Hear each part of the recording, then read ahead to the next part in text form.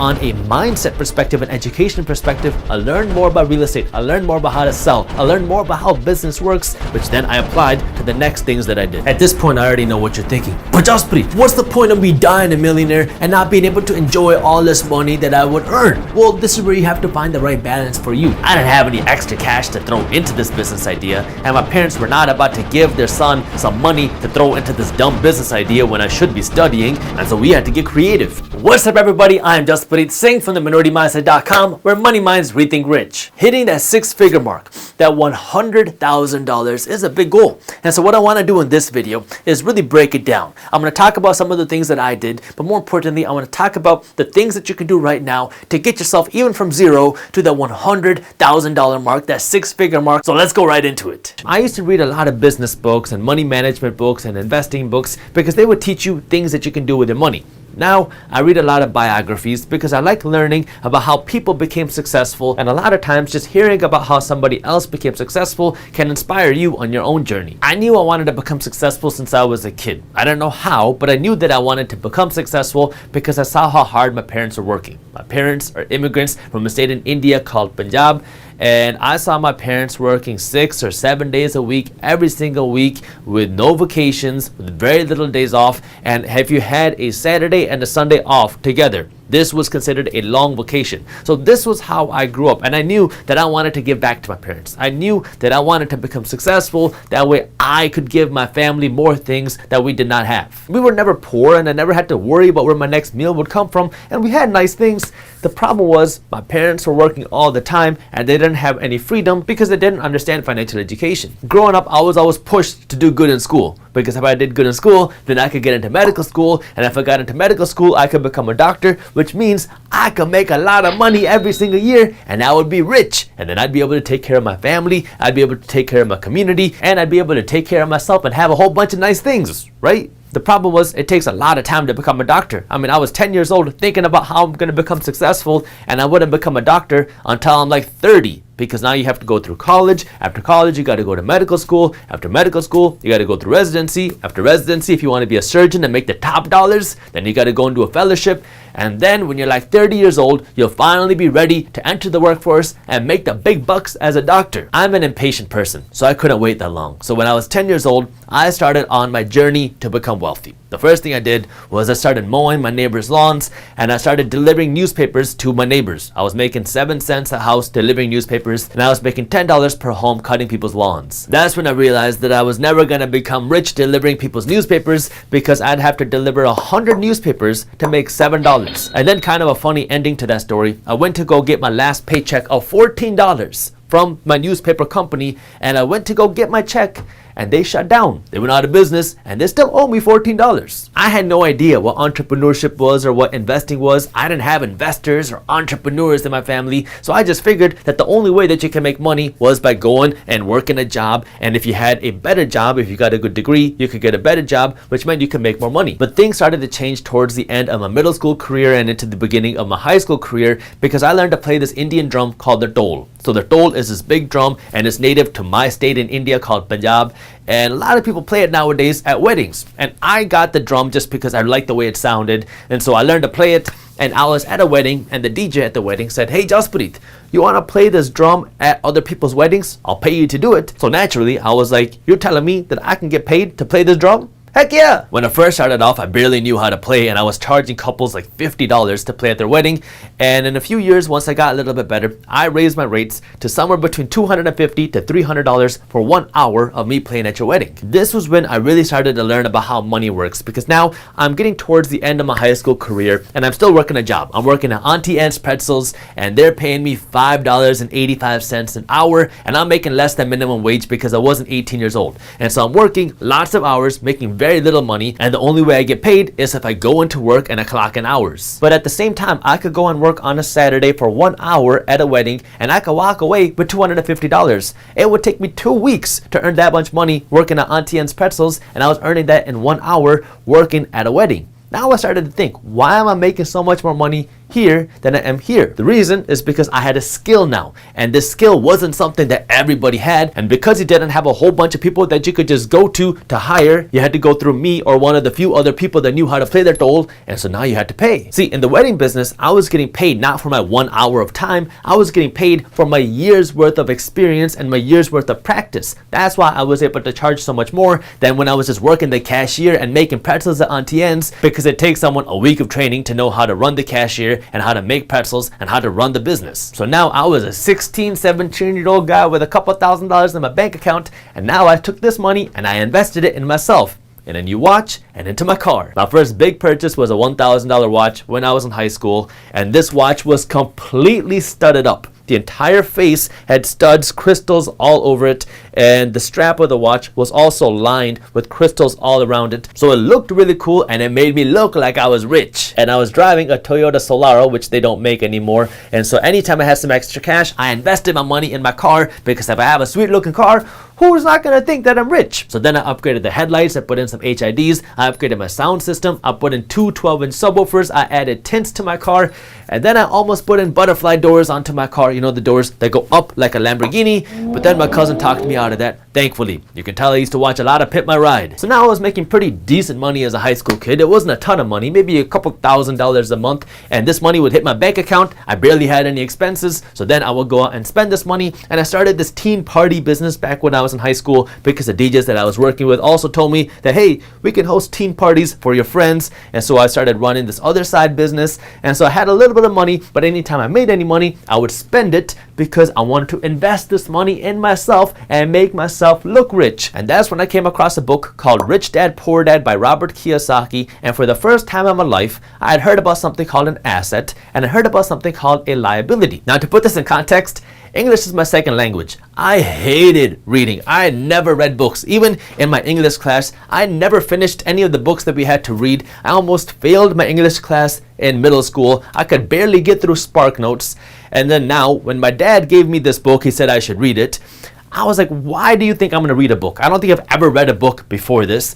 And so why would I read this? Anyway, I was on a plane ride to India, and this is before planes used to have TVs in every seat. So I'm going to visit my family, and it's like a 20-hour flight, a 20-hour journey, and you sit on a plane and you have nothing to do. You don't have an iPhone, you don't have an iPad, you don't have a TV in front of you. So I'm sitting there, I tried to read my biology book, I tried to do some studying, that didn't work.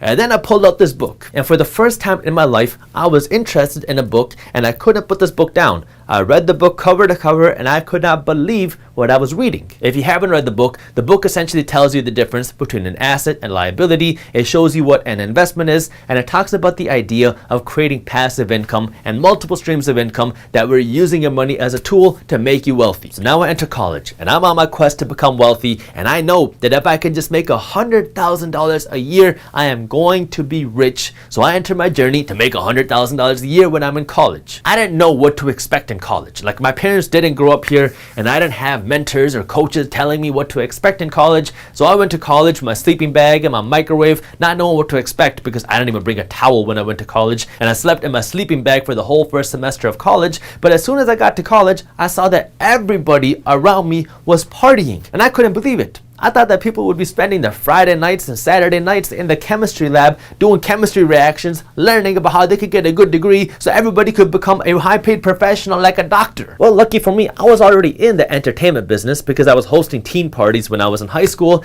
and I wasn't too into partying. I don't drink, and I wasn't really too interested in going to the parties, so I decided to start hosting these parties. I started going to the local clubs and venues, and I started talking to the venue owners, talking about how I could host parties here, and I made a deal with them that way I didn't have to pay them anything, where now I would host parties and I would get half of the revenue that we get from the parties that we host. After a few hiccups early on, I really started to get the hang of things, and now business was booming. We were hosting an event pretty much every single weekend, and sometimes 2 times a weekend, and pretty much every event would pocket me at least $1,000. During the school year, we would host like 1 or 2 big parties a semester, which would bring in even more money, and then we wouldn't have any parties during the summer. But during the semester, I was averaging something like $1,000 a week from this business. Now I had more cash in the bank, and I became very cheap. I did not want to spend a penny unless I had to, because I was thinking about how I could potentially buy assets. How can I buy something that would make me money? And this was also around the time when real estate prices were at rock bottom. This was after the 2008 crash, and real estate prices across the country, especially Michigan, which is where I lived, were so low where people were selling homes for pennies on the dollar. Now, I didn't really understand the real magnitude of everything going on because I was just seeing what was happening in front of me. To me, this was all normal because I never paid attention to the financial side of the world until now. So I had nothing to compare our economy to. This was when towards the middle of my college career that I started studying for the MCAT, which is the medical college admission test. It's the test that you take to get into medical school, because I still thought that I had to be a doctor because I thought that's how I became successful, and I liked this entrepreneurship stuff. I just didn't know that this was something that I could do for the rest of my life. I thought that it was just a hobby. So I'm studying for the MCAT, and I was super bored and super annoyed studying for the MCAT. So anytime I took a break, I would go to finance.yahoo.com, and every single day, every article talked about how the real estate market is crashed and about how home prices are super low. So then I started looking at homes available for sale, and I started looking at these properties. And on August 22nd, I took the MCAT, and on August 23rd, I closed on my first investment property. It was a condo about 1,000 square feet, and I bought it for $8,000 cash. That wasn't the down payment, that was the entire price of the condo. And the crazy thing is that just a few years before I bought this condo for $8,000, these same condos were selling for more than $100,000. Now all of a sudden I became a real estate investor. It took me a little while to figure out how the process works. I dealt with a lot of issues getting started as a real estate investor, but once all things were said and done, this property was rented out for $600 a month, and after all expenses, I was making somewhere between $250 and $350 a month every single month in profit,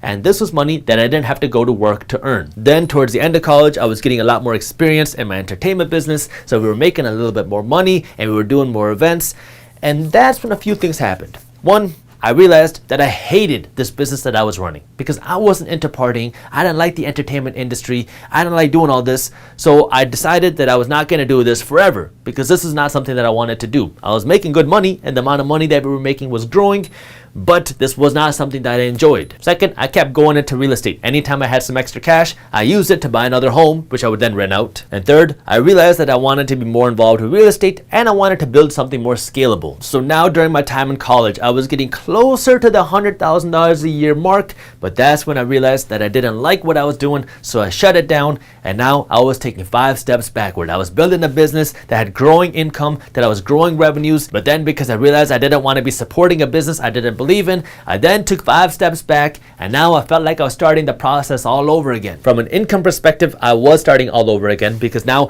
I had steady cash flow and steady income coming from this business every time I hosted an event, but now I went down to 0. But on the second side, on the more educational thought side, I learned a lot, learning how to build this business and learning how to grow this business. By this time, I had gotten my real estate salesperson's license, so I'm helping other people buy and sell their homes. I can help myself find investment properties, and then I learned about this thing called wholesaling real estate. I got to know the real estate broker that I was working under because she thought it was very interesting that I started working as a real estate agent when I was in college because I was the youngest agent in the office.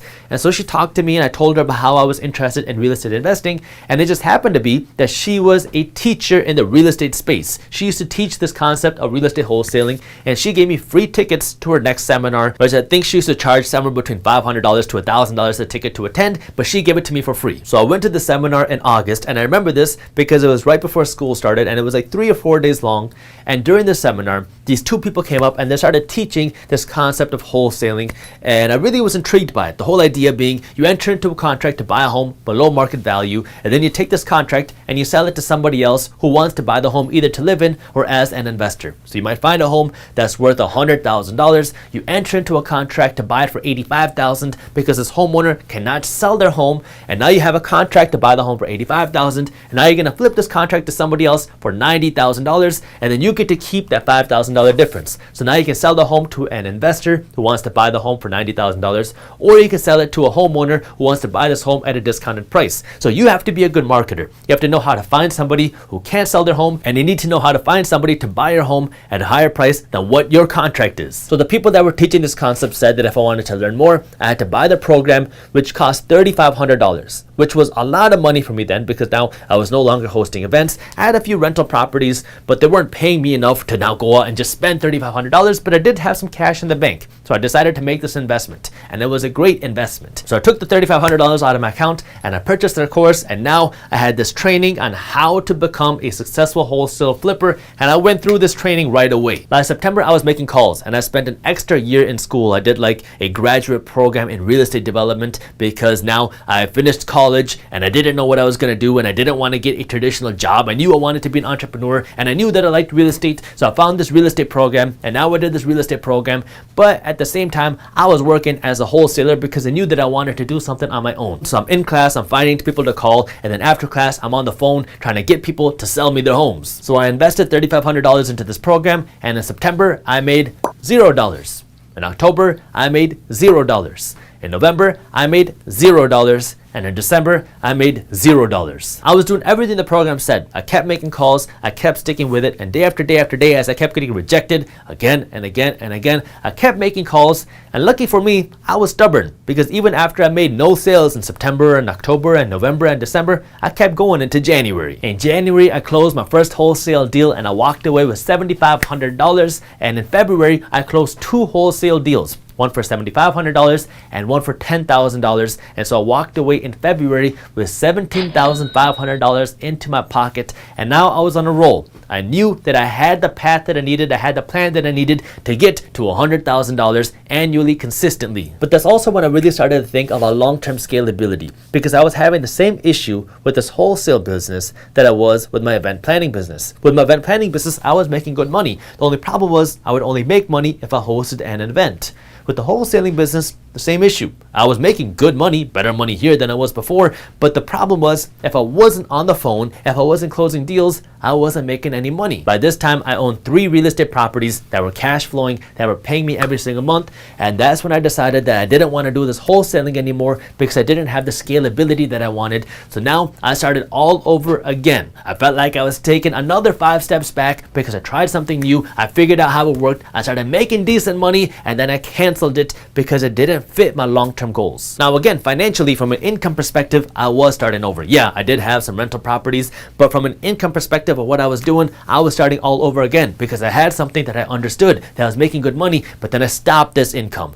But on a mindset perspective, an education perspective, again, I learned so much more. I learned more about real estate. I learned more about how to sell. I learned more about how business works, which then I applied to the next things that I did. That's when I got on the internet, because I learned that the internet was a place where I could build something scalable, things that I could sell. So then I started e-commerce businesses, and I started other internet marketing businesses, and it took me a solid 2 or 3 years after that point. So now I entered law school because my parents weren't happy that I wasn't going to have a professional degree. So I settled with law school, and I was going to law school full time, and in the evenings full time I was running my own businesses. So I'd be in class all day, and then I'd study, and then all night and all morning I'd be running my own businesses. I was creating new e-commerce stores, working on new marketing things, and that's when I started really building this income and trying to build something more scalable. That way I can build something outside of just me. Once I figured out the system, and after I had this 10 years of experience and trial and error and starting and making money and starting all over again,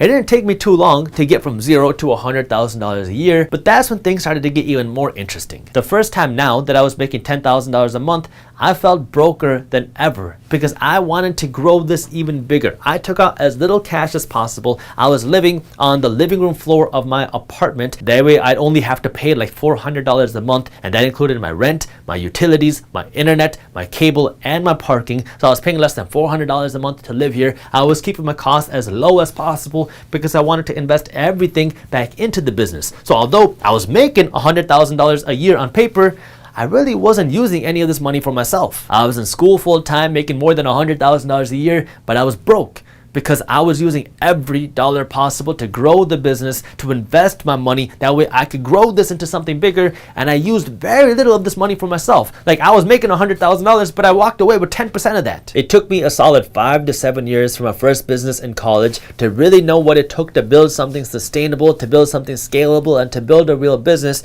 And it took me those 10 years of learning and failing and trying to really learn how it worked before I could build something a whole lot bigger. The failures and starting and stopping and starting and stopping make you feel like you're stepping back.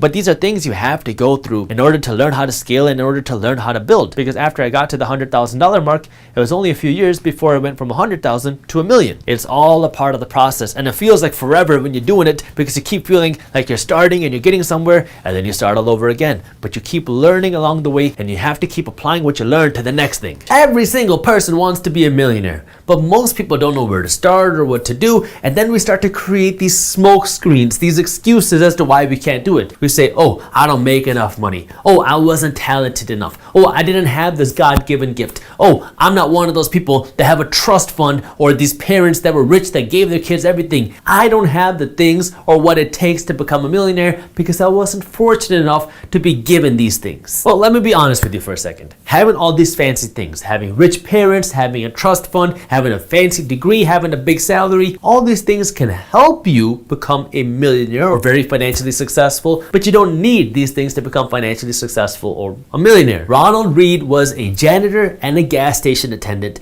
and when he retired, he was a millionaire. Not just with $1 million, but he was a multi-millionaire with $8 million.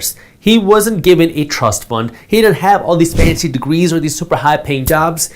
He just knew what to do with the money that he earned. The reason why he was able to accumulate this multi-million-dollar fortune was because of two things: his smart spending habits and his investing habits. That's it. It had nothing to do with the amount of money he made. It had nothing to do with what school or education he had. It had nothing to do with who his parents were. It came down to his spending and his investing. CNBC wrote an article on Ronald Read talking about how he accumulated his wealth, and the thing that's really interesting about him and his story is he didn't even tell his family that he was wealthy. He was doing this all on the side. He made his money working as a janitor or working as a gas station attendant, and anytime he made some money, he was smart with his money. He spent it smartly and he invested it smartly, and then he just kept doing this. He kept investing his money his entire life, and then when he passed away, that's when his family, his kids, his grandkids, his relatives found out that Ronald Read was a multi-millionaire. His stepson actually gave an interview about Ronald Read's wealth, and it was really interesting because what he said was, quote, he was tremendously surprised to find out that Ronald Read was a multi-millionaire, and he said that, quote, he was a hard worker, but I don't think anybody had an idea that he was a multi-millionaire. That quality of building wealth quietly is so hard nowadays in our culture because we live in this social media culture. Before, it was keeping up with the Joneses because you saw your neighbors get a brand new car, so you wanted to get a brand new car. Your neighbors got a brand new boat, so you wanted to get a brand new boat. Now, it's the social media flex culture where you're following a whole bunch of random people, and all these random people are broke, spending all their money on Louis Vuitton bags and Gucci belts that they can't afford, and they're buying all these nice things, and now you want to keep up. So now you're spending all your money going into debt just to keep up with all these random people on social media that you don't even know. That way you can get that double tap, that like on Instagram. But all these things are keeping you poor because what you're doing is you're making all these companies around you rich, but you're keeping yourself broke. Going back to this article, let's talk about Read's spending habits, because what it says is Read maintained a frugal lifestyle where he never spent money unless he had to. What his friend said is that Ronald Read drove a second-hand Toyota Yaris, and he used to use safety pins to hold his coat together, and he was the type of person that was cutting down his own firewood when he was 90 years old. Now, I want you to imagine this for a second. Imagine that you have a bank account or an investment account with $8 million of cash sitting there, and at the same time, you're driving around in a used car. You could go out and buy a $100,000 supercar tomorrow with cash, and you wouldn't even have to worry about the price. It wouldn't even make a dent into your bank account, because spending $100,000 when you have $8 million in your account is kind of like spending $1,200, assuming that you have $100,000 in your account. So for him to go out and ball out and buy a brand new supercar wouldn't even affect him, yet he's still driving a second-hand Toyota. That's dedication and knowing what you want and not spending money on things that you don't need. Now, my goal for you from a financial education perspective is now for you to just save all your money or just invest every single penny that you have. That way you never have the opportunity to buy the nice things and the luxury things that you want. I want you to be able to buy and afford the things that you want. The key word there is afford, because I want you to have all the nice stuff, but you have to be able to afford it first. For Ronald Read, these luxury things didn't matter to him. For him, he wanted just to keep building his wealth. That way he could create generational wealth and give back to the communities and the charities that he wanted to. But he knew what was important to him. And because he wasn't blowing his money in all this fancy stuff, he was able to build up this huge fortune. It kind of goes back to what sacrifice are you willing to make today? Because if you're willing to make that sacrifice today, if you're willing to sacrifice that car and the nice stuff today, that way you can put that money aside and put it to work today, well then this money that you're putting aside will be able to fund all the nice stuff that you want in the future. Ronald Read's neighbor went out to say that if he earned $50, that he would probably invest 40 of it. So he was investing the bulk of what he was making because that was what was important to him. He didn't want to blow all of his money on fancy stuff. He was investing it, and that clearly worked to build his wealth. So now the question is, how in the world do you actually take a janitor salary or a gas station worker salary and turn that into millions and millions of dollars, especially when we're talking about somebody who did this over the last century, because he died at 92 years old in the mid 2000 teens. It was 2014 when he passed away. So that means he was earning this money in the 1950s to the 2000s, early 2000s, and he took that money and turned that into a multi-million dollar fortune. How do you do that? Well, according to the article, he is a good stock picker and he had the control to hold onto his stocks for the long haul. So his financial strategy was pretty simple. He would earn money, and this is money he earned as a janitor and a gas station worker. Then when he earned this money, most of it would be invested. And this would be invested into things that he knew and he understood. And so these were stocks that he believed in, and he held onto these stocks for the long term. And we're talking about years, if not decades. And then if anything was left over, this is what he spent. And he spent on things he needed. So he spent little here, that way he could have more money to invest here, because this is what made him wealthy. At this point, I already know what you're thinking. But Jaspreet, what's the point of me dying a millionaire and not being able to enjoy all this money that I would earn? Well, this is where you have to find the right balance for you. For him, Ronald Read, he didn't really care about these things. So he just continued investing here because all he wanted was that generational wealth to take care of his family, and he wanted to take care of the charities and the communities that mattered to him. So he kept investing here. For you, if you want to have the nice cars, the nice clothes, the nice vacations and all that, there's nothing wrong with that. But first, you got to stop spending all your money on things that you don't need right now. That way you have more money to put here. And once you start building this wealth, then hey, start spending money on the things that you want, because now you can afford it, because now you have the cash to do that. This super complex formula that Ronald Read followed allowed him that when he died, he gave $1.2 million to his local library. He gave $4.8 million to his local hospital, and he gave a couple $1,000,000 back to his family. So now, if we're analyzing different parts of the strategy, the funnel, he did not earn a lot of money. So if you wanted to improve this funnel, what can you do? Well, one thing you can do is you can earn more money. He was a janitor and he was a gas station attendant. If you want to earn more money, start a side hustle, or you can go get a better job, you can get a promotion, whatever you got to do.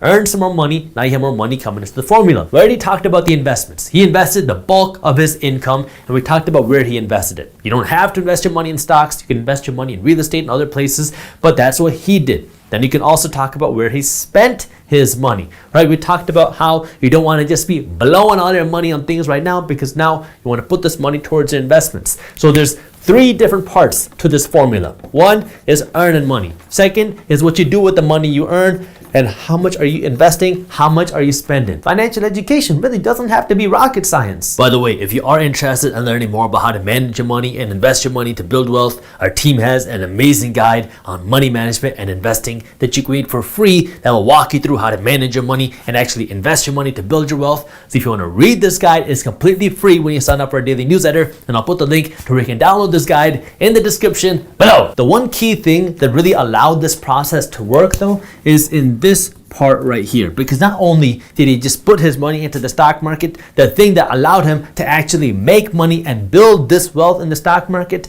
was he kept his money in the market for years and decades, because that real wealth happens over time. Because when you're investing your money in the stock market, or really any asset class for that matter, but we'll focus on the stock market here. When you're investing your money in the market, what you're trying to do is you're trying to invest in companies that you believe in.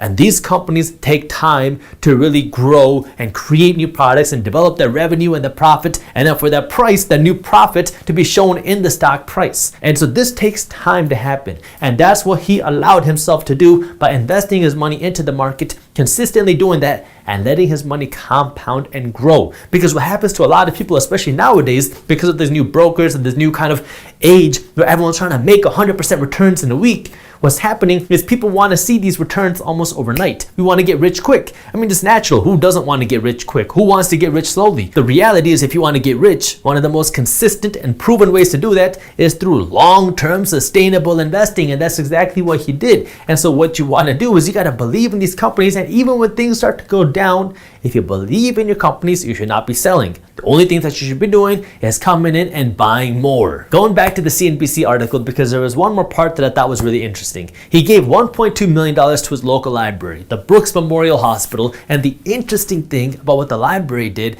is they didn't just take all this money and spend it in the library. What they did instead was they invested the money. They said they invested the bulk of their money, the donation that they got. That way it will continue to pay dividends and support us down the road. When you go out and you work and you earn money, this money pays you once, because this is now money that you have in your hand. And if you spend that money, this money is gone. But if you take this money and you put it in your investments, and these investments pay you every single year, well, now you have money coming back every single year. And this will continue to happen as long as you own the right investments. And so now you have money to blow every single year, because this is cash flow coming in from your investments. And that's what the library is doing. I'm glad they did that with their money, because now this asset is going to pay them for years into the future. And now this is money that they can use to improve the library for years and years and years. Your salary will never make you wealthy. I don't care how much money you make. I don't care if you're making $500,000 a year or if you're making $20,000 a year. Your salary cannot make you wealthy, because as soon as you stop going to work, your money is going to stop coming in. And if your money's not coming in, how are you going to pay your bills? How are you going to afford your vacations? How are you going to afford your cars? How are you going to afford to eat and live your life? Because if you're not working, now you're not getting paid. And sure, maybe you got some savings, but your savings work the same way. Even if you have $1 million in your savings account sitting there, well, every time you spend $1, your savings are going to shrink and shrink and shrink. And eventually, if you live long enough, and you hope that you live long enough, your savings are just going to dry up and they're going to go away. So you can't outsave your way into wealth. What you need to do if you want to become wealthy is you have to have these investments, because these investments will continue to pay you even when you're not physically working. This money that you're earning from your job, your earned income, has to be invested. You need to be investing as much as possible, because this is what is going to make you wealthy. You cannot become wealthy by earning more money. You cannot become wealthy by spending all your money. The only way you can become wealthy, and when I talk about wealthy, is being able to buy back your time, is if you have investments, because these investments will pay you even when you're not physically working. This is where now you can jump into different investing strategies and different investing goals, and how you can amplify your investments by earning more money and spending less money. But the whole premise of any of this is you have to have the right financial education, which means you have to be investing your money the right way. That way now you're using your money as a tool to make your more money, instead of using your money as a tool to make everybody else around you rich. Because when you're spending all your money, you're making everybody else rich, but you're keeping yourself broke. So what am I trying to get at with all of this? Well, if you want to become wealthy, what it comes down to is how you use your money. It is the financial education that you have, more than it is just how much money you earn, what job you have, or anything else. It's what you do with the money you earn. That's why we've said multiple times on this channel that it's not just how much money you make that matters, it's what you do with the money you make. Once you know how to spend your money and invest your money the right way, now if you earn more money, you're going to earn more money in the most valuable way possible, because you'll know how to use this money the right way. If you go online and you search for ways on how to save money, you're going to come across things like this. Save some extra money by signing up for rewards and loyalty programs. Or you can find some extra cash by opening a bank CD. And if you save $10,000 in your bank CD, your bank will pay you a whole 2 cents. Or you could try to save some money by not spending money for one day, and then the next day you're just going to spend double the money. I want to make this video a little bit more practical with real things that you can start doing right now. They can make a real impact on your finances instead of just trying to save a few extra pennies, because at the end of the day, a penny saved is just a penny. Now, before we go any further, the thing that I want you to remember is that you will never become wealthy by saving your money, because there's always a limit to how much money you can save. If this is how much money you earn, and this is your expenses, so this is your income, one of the things that you can do if you want to have some more money is you can try to cut down on your expenses. So now instead of spending this much money, you're spending this much money. But at the end of the day, there's always a limit to how much you can cut down. There's a limit to how many times you can cut down your lattes from Starbucks. There's a limit to how small of an apartment that you can live in. There's a limit to how many meals you can cut out of your day. But there's no limit to how much you can earn. So I want you to think about the bigger scheme of things. If you really want to become wealthy, the secret to becoming wealthy isn't just cutting down every single penny that you have. Although you do have to know how to live below your means, but you also want to know how can you grow the pie. Because now, even if you have the same expenses as before, or even more expenses, you have more income that you can live off of. This is the growth mindset. But in order to get here, sometimes you need to know how you can cut back on your spending, or you need to know how you can find some extra cash. That way you have some extra cash to pay down some of your debt, or you have some cash to build your savings fund, or you have some cash to invest into your business or into yourself. So let's jump into the 5 things that you can do right now to put aside $10,000 over the next few months. But before we get into that, I need you to do me a quick favor and smash that thumbs up button below. The easiest thing that you can do to put some more money in your pocket is to stop spending money, because the most accessible way to keep more money is just to not give it away to somebody else. Everybody on their journey to becoming wealthy has to go through a phase where you have to cut back. You're going to cut back on your spending. That way you can put more cash towards your savings, you can put more cash towards your investments, and you can put more cash to you and building your wealth. Everybody has to go through this phase, and it's not easy. This is the phase where you just got to stop spending money on the things that are not making you any money. There were a lot of years where I didn't go out to eat and I didn't go on vacation unless I was getting paid to go on vacation. I would go out to eat with my friends, and all of my friends would order a meal, and I would just sit there and drink water. I didn't eat at the restaurant because I didn't want to pay money to be there.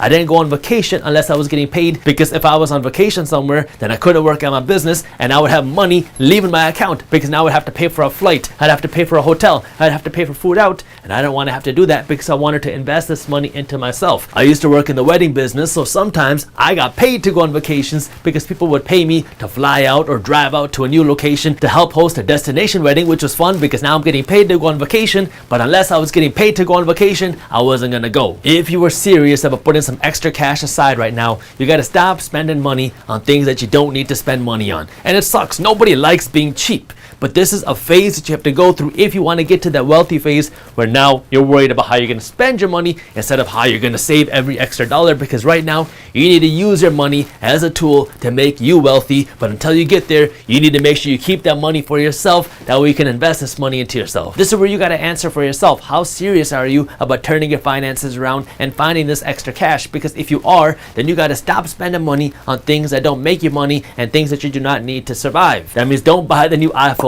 Stop going out to eat. Stop going on vacations. Stop going out and spending money on things that are not making you any money right now, because right now you need to keep this cash in your bank. That way you can stack your cash. That way you have your money to pay off your debt, to pay your bills, or to go invest in yourself. This alone will easily put an extra $500 to $1,000 into your pocket each and every month. Now, this is not something you want to do for the rest of your life. I don't want you to live like you're broke for the rest of your life. But this is one of the things that you have to do, that we can get over the first hurdle of becoming wealthy, and you got to have the extra cash to invest in yourself. The second thing you want to do to find some extra cash is sell some of the junk around you. That way you can turn your junk into cash. Every single one of us has junk in our house right now that we're not using, that is just sitting there collecting dust. Take that stuff, whether it's clothes, whether it's furniture, whether it's electronics, and go and sell it. because right now you want that extra cash. That junk is not doing anything for you, and if that TV is the reason why you're sitting on your butt all day, every single day, and not doing anything, go and sell it for some cash. That way now at least you have some cash in your hand, and you can't sit there and watch TV every night or play your video games. Now I already know what you're thinking, but Jasprit, that doesn't sound very fun. There's a reason why the majority of people will never become wealthy, because they're not willing to put in the work to become wealthy. Becoming wealthy is not for everybody. It is not easy. You have to make sacrifices, but this is one of the things that you have to be willing to do. You have to be willing to put in the work.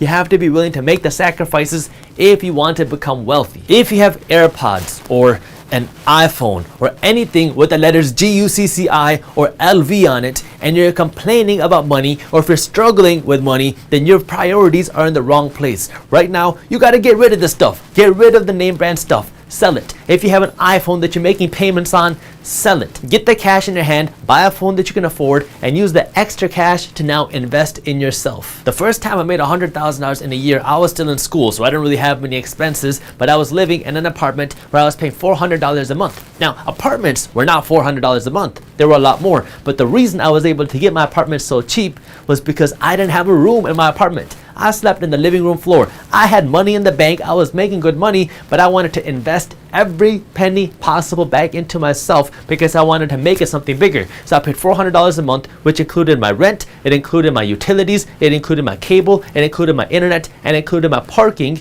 but I didn't have a room. I had a mattress that I picked up every single morning. I dragged it into the hallway. I folded up my sheets. I put that on the sofa, and then I would leave, go to school all day, and then come back, put my mattress down, put my sheets down, go to sleep, and start up the next day. The owner of Louis Vuitton is one of the richest people in the world. Sometimes he's the richest person in the world. Sometimes he's the third richest person in the world. It just varies on the day, but he's one of the richest people in the world. And the reason why he got rich is not because he was wearing Louis Vuitton. It's because you have a lot of people that want to look rich, so they're paying him money that made him the richest person in the world just so they can wear his name. If you want to be the person that becomes wealthy, then right now you got to get rid of all the crap that's not putting money in your pocket and put the cash in your pocket. That way you can use your money to invest in yourself instead of just giving it to everyone else. Everybody has at least $5,000 of crap that they're sitting on that they could turn into cash. So I guess you could call it crap cash. The third thing that you can do to help you get to the $10,000 quickly, now this is where things get fun, is now you can start to earn more money. Obviously you can try to work harder at your job, get a raise, get a promotion or whatnot, but what I want you to also think about is how you can make money outside of your job. And this has become more accessible than ever, not just because of the internet,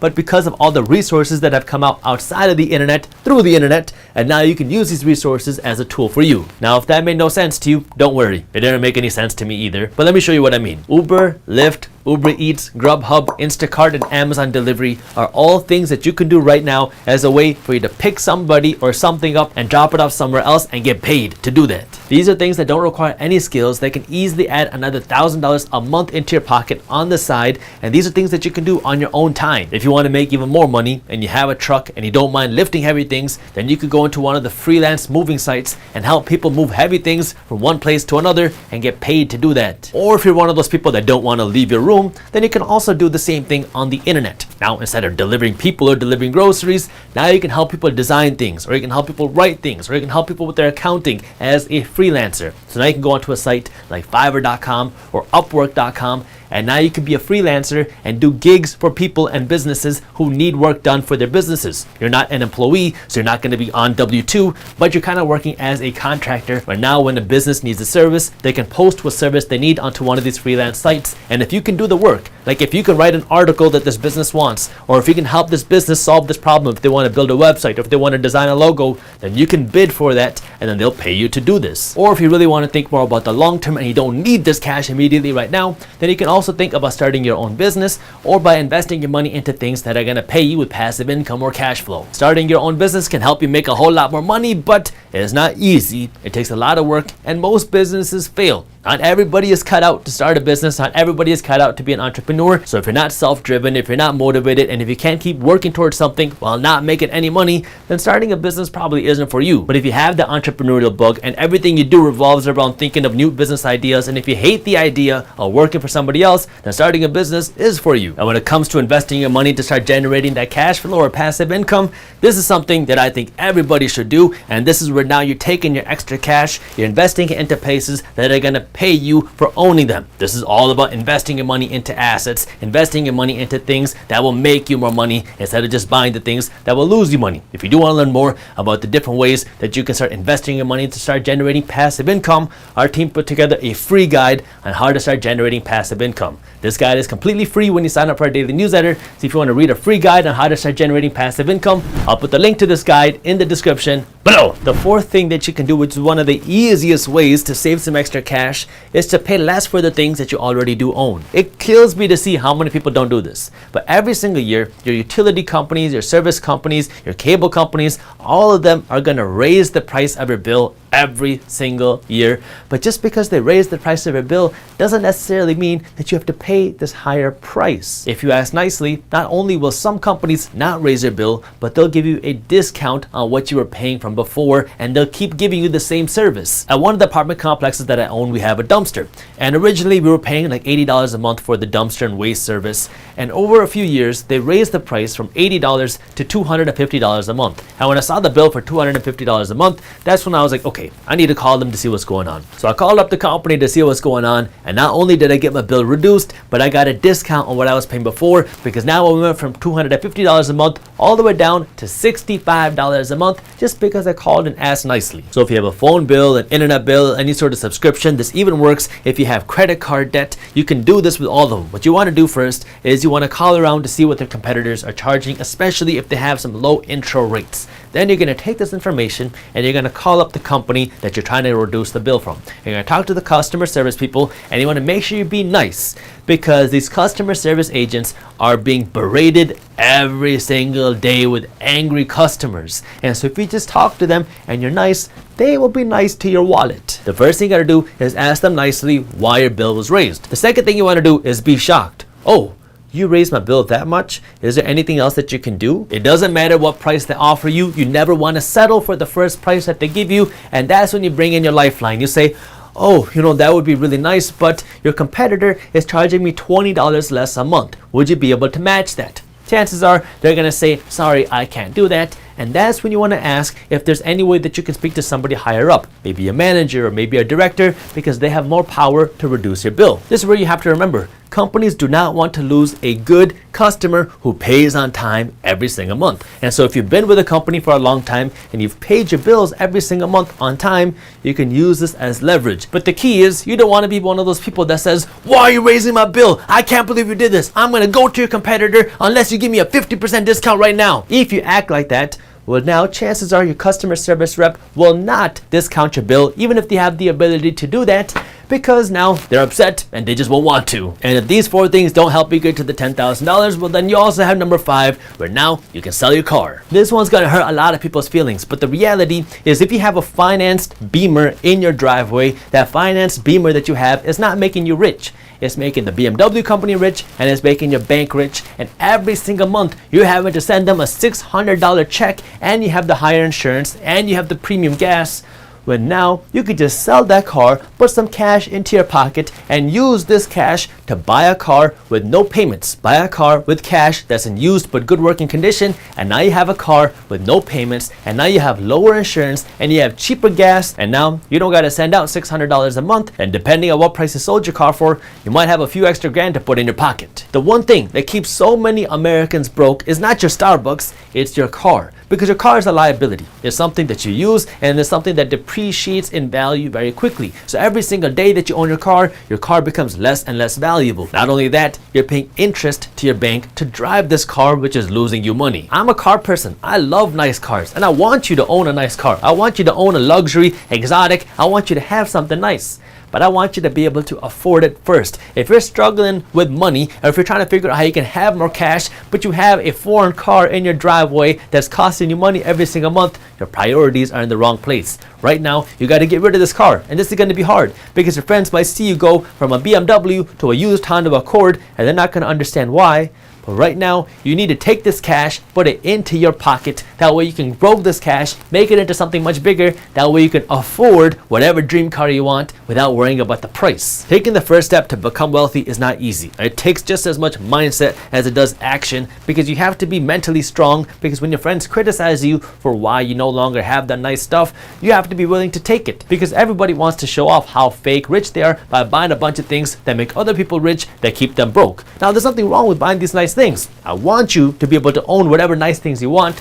I just want you to be able to afford it first. We're going to jump back into the video in just a second. But before we do, I want to talk to you about our Market Insiders program, because if you're interested in investing your money in the stock market and the real estate market, our Market Insiders program can really help you with that. Market Insiders is not a class. It is a weekly group coaching session. Every week, you're going to get access to a live class where you'll learn something about how to invest your money in the stock market and the real estate market. And because these classes are live, you will be able to apply what you learned to the real world. So for example, let's assume that this week's coaching session is on the topic of how to read a cash flow statement. That means for the first half of the class, you might go over what is a cash flow statement, how to find a cash flow statement, what it means, and how to understand it. And for the second half of class, if Amazon released their earnings statement this week, you might actually go over Amazon's cash flow statement. That way you can apply what you learned, since all of these coaching sessions are live. The real estate coaching sessions work the exact same way. You're going to go over a lesson like how to understand the cash flows of a property or how to find an undervalued property, and then you're going to apply what you learned to today's market. As soon as you enroll in Market Insiders, not only are you going to get access to our stock market and our real estate coaching sessions,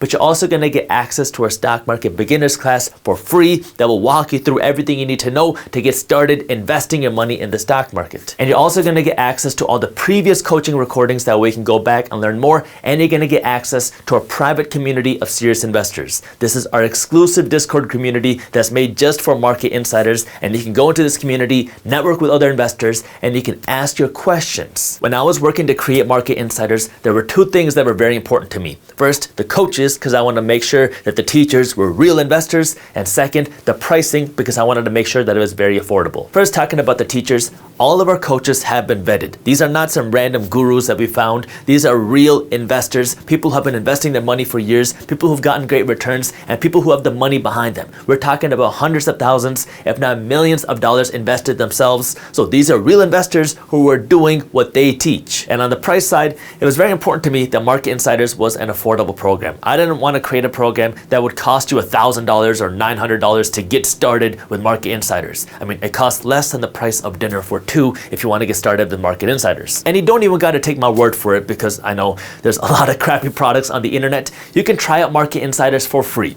We have a free 10-day trial where you can go through the entire Market Insiders program, and then you can decide if it's right for you or not. During this free trial, you're going to get access to everything. You're going to get access to our group coaching sessions. You're going to get access to our free stock market class. You're going to get access to our previous recordings, and you're going to get access to our private community of investors. This way, you can try it out and then decide if it's worth the money or not. If you start Market Insiders, you try it, and then you realize that you hate it, well, then you can cancel your membership during your free trial, and it won't even cost you a penny.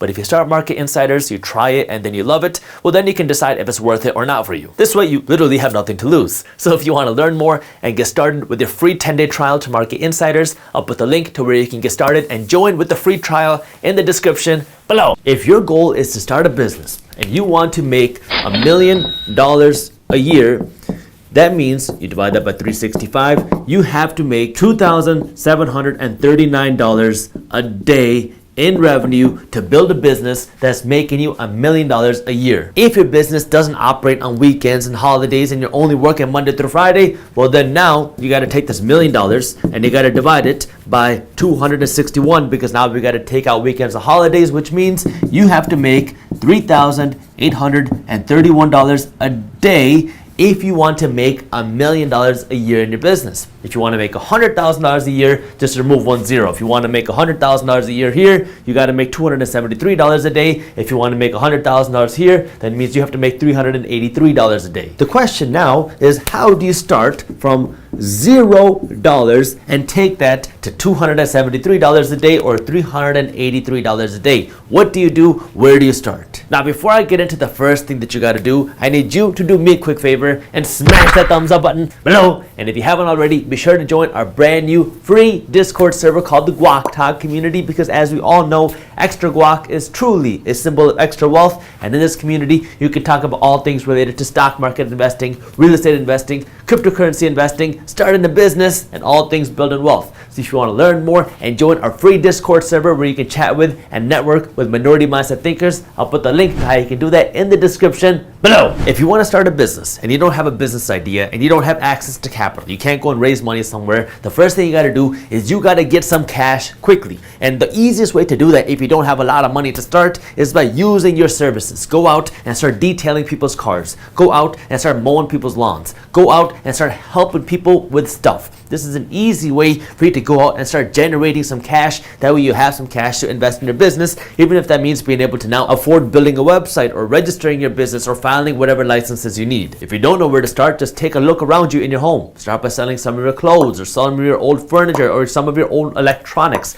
Everyone has stuff in their homes, and it's an easy way for you to generate at least a few $1,000s because you have this extra stuff sitting in your home that you're not using. Just take it and sell it. Now you got some extra cash. Once you do that, then you got to figure out what kind of business you actually want to start. And this isn't always the easiest thing to do because people make it kind of seem like you're just gonna be able to find your passion and know what you want. But it took me a lot of different business tries to figure out what I liked and what my passion really was, because my passion changed so many times and what I thought was cool changed so many times. But this is where you have to learn to be resourceful, because so many people make it seem like if you want to start a business and if you want to build a big business, you need a whole bunch of money to start. That you cannot start a successful business unless you have resources and unless you have a whole bunch of cash in your pocket. But that's just not true if you have the ability to think and be creative and be resourceful. When I was in high school, I would spend my weekends working at Indian weddings, and I would work with DJs, and I would play an instrument called the dhol, which is a native Indian Punjabi drum. And so I would play this drum at weddings, and I would make a little bit of money, but I got to know a lot of the DJs. And one of the DJs in the industry said, "Hey, you know a lot of people, you're in high school, how about you and I work together to start hosting teen parties at a local restaurant?" There was a new restaurant that popped up in our city, and this restaurant was looking for some exposure and they were looking for some brand awareness, and so they were willing to work with us to allow us to host parties there in exchange for us promoting the restaurant. And us promoting the restaurant doesn't cost us any money, so I figured, hey, let's do it. Now we had a venue to host the party, which was the restaurant. We had a DJ to provide the music, and then we had me, the promoter. I didn't have any extra cash to throw into this business idea, and my parents were not about to give their son some money to throw into this dumb business idea when I should be studying, and so we had to get creative. The way that we would make money is that we would charge people cover or a fee to get into the venue, but we did have costs before the party started. Like we needed to pay for security, we had to pay some money to marketing to create some flyers, and so the DJ agreed that he would front the money to do these things, which was maybe a few $100, and then the money that we make from charging cover would first pay off these expenses, and then whatever money is left after that, we would split 50-50. The DJ would take half and I would take half. My first party when I was in high school ended up being huge. So many people ended up showing up because they were curious about what was going on, but we were not ready for that, and so it was just me and the DJ working, and the DJ had to work at the DJ booth, and I was the one trying to collect cover and run everything else. And so because I was running around, a lot of people got into the venue without even paying to get in. By the time we got to the end of the night, everybody had a great time, and now we had some cash to count, and now we're counting the cash, we paid off the expenses, and then we finished counting out all the expenses, and then we were left with a whole $4. $2 for the DJ, $2 for me. We had spent weeks planning the event, preparing for the event, and getting everything ready, and now to reward ourselves, we had a whole $2 each. But this was the start of something a whole lot bigger for me, because when I got to college, I saw that everybody around me in college was partying. But I didn't drink, I wasn't into partying, I just liked the hosting side of it because I liked the business side of it. You know where this is going now, right? So now I'm in college, I see everybody partying, but I don't want to spend my time partying, so I'm a freshman in college, and the first thing I do is I start knocking on the doors of all the clubs and venues on my college campus, and I ask them, hey, what can I do to host a party at your venue? The first club I go to says, no problem, just pay us $10,000 and you can have the venue and host your party and do whatever you want.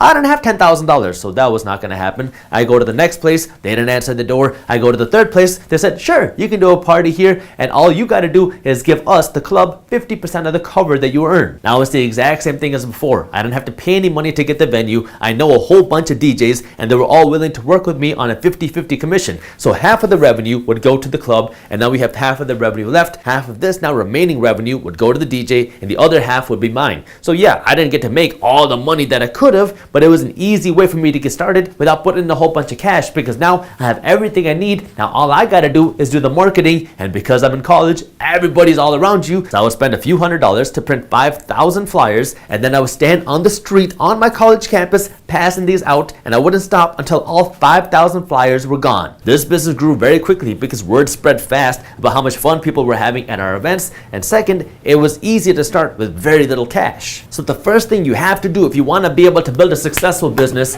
is you have to be resourceful. If you are not resourceful, you will never be able to build any sort of successful business. This is not something that you can learn how to do in books. This is just something where you have to be aware of what's around you, and you have to start using the resources around you, because this is what will allow you to be able to build a business using whatever you have around you. The easiest way to make up for your lack of dollars is just to increase your hustle. Now when you start making a little bit of money, the next thing you're going to start thinking about is scalability. How can you take this little bit of money that you're making and scale it into something a whole lot bigger? And this is where you have to understand the difference between just owning your own job and actually running a business. Because the issue that I had with this party promotion business was, one, I got sick of the business because I didn't really like the industry, but second was it wasn't scalable, because the way it worked is, yeah, I made good money. I can make a few $1,000s in a weekend.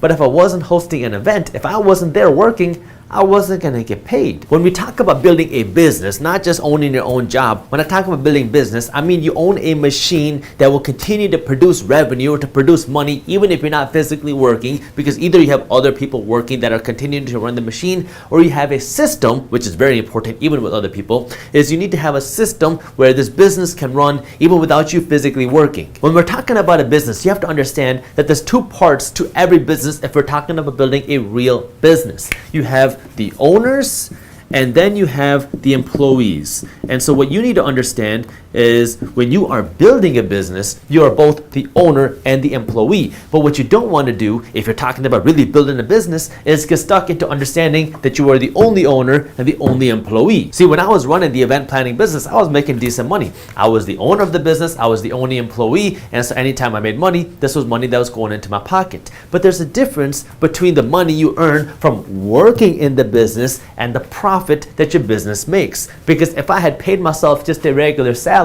then now if I cut myself out, if I hired somebody else to take my position working in the business, then there wouldn't be really any profit left, because now all the money is going to pay the salary, and the owner, who in this case was also me, but if the owner was someone else, then the owner would be left with nothing. Let's think about it this way. I create a guacamole business that is now doing $1 million a year in revenue. I started the business myself. I created this guacamole recipe. I started selling it in stores, and now stores around the country are carrying it, and I'm doing $1 million a year in revenue. So what's happening now is I'm making $1 million, but then I got to pay my expenses. I got to buy my avocados, I got to buy the salt, I got to buy all the other stuff, and all my expenses are costing me, let's just say $500,000, which means now I am left with $500,000 a year.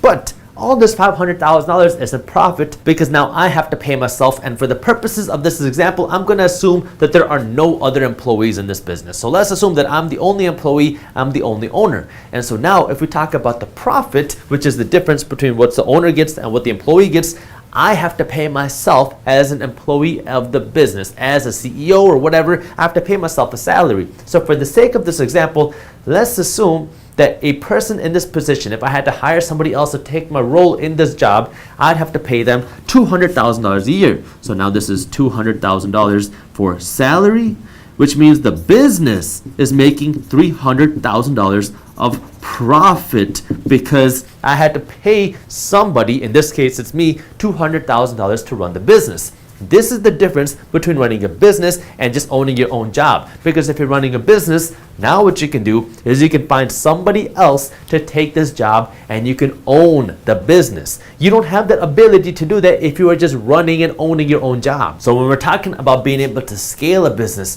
you have to understand that in order to build a real business, you have to have a business where you can pluck yourself out of the equation and have somebody else come in and do the same job. And you got to understand that, hey, this person is going to want money as the employee. Right now, you might not be paying yourself a salary because whatever is left in the business account is just money for you, but that's not how you want to be thinking if you really want to build a scalable business. You have to understand that if somebody else was in your shoes, how much money would they charge as a salary? Now you pay yourself that as a salary, and whatever's left is the profit in the business. Once you can separate these two things, now you have the ability to build a real business because you understand that, hey, somebody else can take your spot and you can still be the owner of the business. The second thing that you got to understand about scaling is you want to be able to have a product that allows you to scale your brand. I'm going to focus in on the internet here because the internet has changed the way that business can be done now, and it makes scaling your business so much more accessible. Now, just because it's more accessible doesn't mean it's easy, but scaling and building a business is so much more accessible now because you can reach millions and billions of people around the globe thanks to the internet. Every single business in the world needs only two things in order to be able to survive. And I don't care what type of business you're talking about.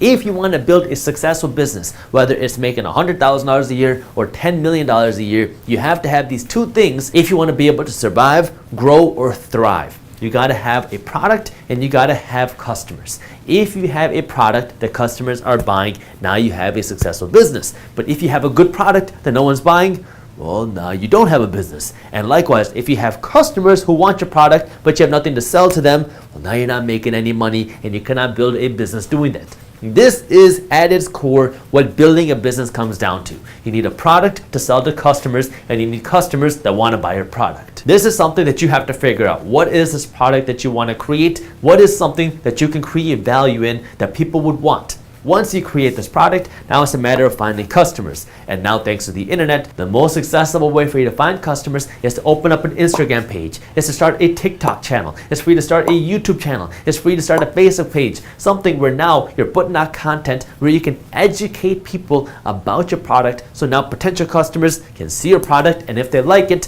now they have the ability to buy your product. Now, thanks to the internet, if you have a product, you can get customers to buy your product 24 hours a day, 7 days a week, and you don't got to worry about paying rent to get your business started because now people can come onto your online store, people can go onto your website any time of the day from anywhere in the world, any day of the week. You don't need to start off with a sales rep or a customer service rep to service every single customer. It's all digitalized, it's all automatic. And so now you have the ability to scale a business idea assuming that you have a product if you know how to find the customer, and this is all digital marketing. So you can see there's so many different verticals here. First, you gotta know how to create the product. This is innovation. What do you want to create? What do you want to do? What are you good at? Then, how do you find the customer? Well, now this is digital marketing. How do you find customers on Instagram? How do you find customers on TikTok? How do you build a blog? How do you build a YouTube channel? There's so many different verticals that you can take here, and if you don't want to go that route, then you can look into how do you do paid advertising? How do you create viral messages? How do you create a message that people will want to share with their friends? And how can you run an advertisement profitably on Facebook or Instagram or whatever? Once you can figure that system out,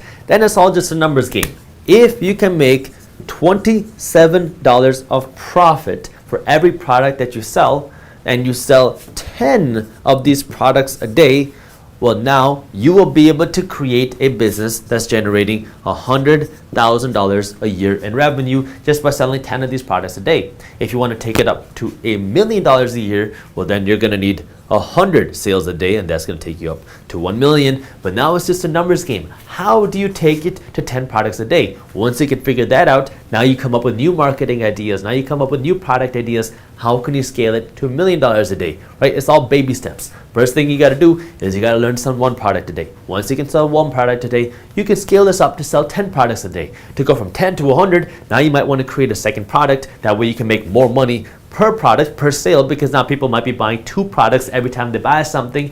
And now you might be coming up with new marketing messages, new creative ideas to access more people and to get more eyeballs on your product. If you want to be an entrepreneur and you want to start a side business or you want to start your own business, don't let someone tell you that you don't have the ability to do it because you don't have the cash or the experience. All you need to do is you got to first be resourceful. You got to know what you want, and then you got to put in the puzzle pieces to make it happen. It is not easy. It's not going to happen overnight. Starting a business is a lot of work, and it's not for the vast majority of people. But if it's for you, you got to go out and make it happen. Find the way to put the pieces together, and then you'll be able to create your own success through that. Thank you for watching. If you enjoyed this video, here's a video on things you should not do when you get paid that I think you'll love. And while you're at it, download our free PDF on how to start generating passive income. And as always, keep hustling. The first is real estate for residential purposes for reasons that you might not expect. Now, when I say real estate for residential purposes, I mean real estate where people live in.